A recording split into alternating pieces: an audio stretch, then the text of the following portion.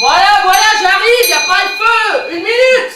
Je vous parie que c'est le petit bébert. Il me prend pour sa mère, celui-là. Il y a des jours où il vaudrait mieux être orphelin. Si, si.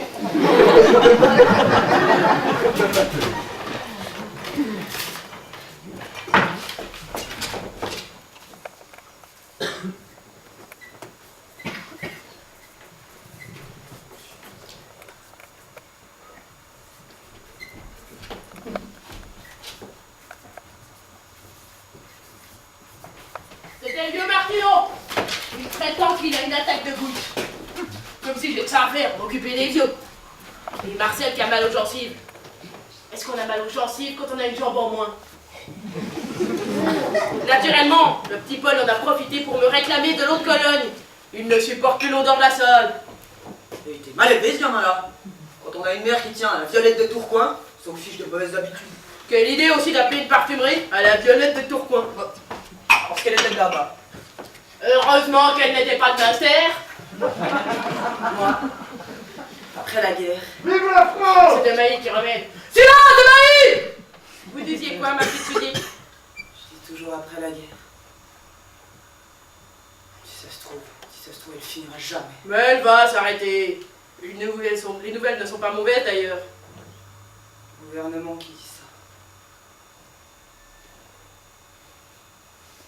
Vous vous souvenez, mademoiselle Marguerite? Avant la guerre, on était heureux. On s'en rendait même pas compte. On trouvait ça normal, c'est tout. Pour moi, la guerre n'a pas changé grand-chose. 22 ans, j'en avais un quand je suis rentré ici. J'en aurai 41 en cerise. Pour moi, un mort est un mort, un blessé est un blessé. Ils se rassemblent tous. Sauf qu'avant, on avait des médecins, des vrais. Et maintenant, on bricole. Ils sont tous au front, alors faut faire avec. Vous faisiez quoi avant, ma petite Suzy? J'étais couturière. La maison de Touvel, vous connaissez? Comment si je connaissais pas dans mes moyens? Mais j'étais petite main là-bas.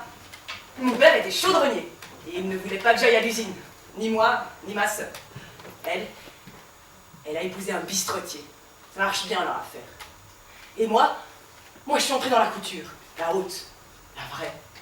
Un chef d'atelier disait que j'étais la plus douée. Ce que j'aime, c'est le flou, la soie, la mousseline.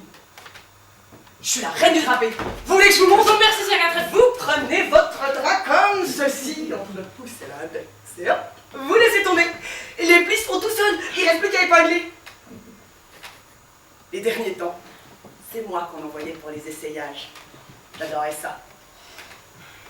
Après la guerre, j'ouvrirai un atelier de couture. Un atelier de couture en moi.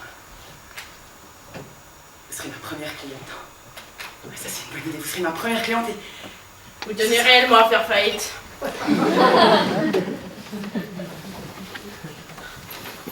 Je dis toujours après la guerre. Il paraît qu'il y en a qui ont duré 100 ans. 100 ans, je tiendrai jamais. Moi non plus. Je hais la guerre. Ouais, qu'est-ce qu'elle dit là? Je hais la guerre. Mais comment pouvez-vous tenir des propos pareils? On est dans la paix, Je parbleu. ne parle pas de paix en temps de guerre. Vous êtes pacifistes, c'est ça, hein? Vous savez ce qu'on leur fait aux pacifistes sur les fusils? C'est ça que vous voulez faire? La bravade devant le peloton d'exécution? Non seulement vos fusils, mais nous avec. Alors vous allez me faire le plaisir de garder vos idées pour vous. C'est un crime de guerre de penser comme vous. Un crime! Folle. Complètement folle.